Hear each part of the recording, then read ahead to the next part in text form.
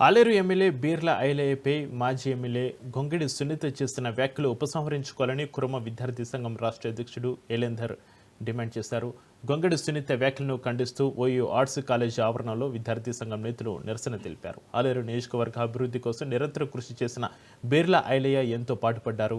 ఆయన భూదందాలకు పాల్పడినట్లు గొంగిడి సునీత అసత్య ఆరోపణలు చేయడం దారుణమన్నారు. ఉద్యమ నాయకుడైన బీర్ల ఐలయ్య వ్యక్తిత్వాన్ని దెబ్బతీసేలా కుట్రలు చేస్తే సహించేది లేదని హెచ్చరించారు.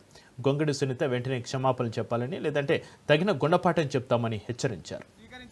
అక్కడ అందరి ముందు చర్చ జరిపి ఎవరు నిజాలు ఏదో బయట పెట్టాలి.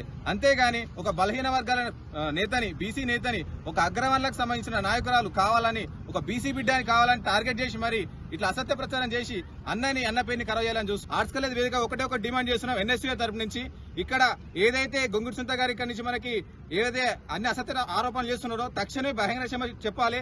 చెప్పకపోతే ఆలేరు నియోజకవర్గంలో మనం గొంగుడి సునీత తిరగనీయం మేము చెప్తున్నా. సిరిసిల్లలో ఏవైతే మీ అయితే భూదందాలు ఉన్నాయో అవేవో మేము ప్రభుత్వ పరంగా ఎవరెక్కడ దందాలు చేస్తున్నారో బయట పెట్టాలని కోరుతున్నాం. ప్రభుత్వాన్ని విన్నపం చేసుకుంటున్నాం.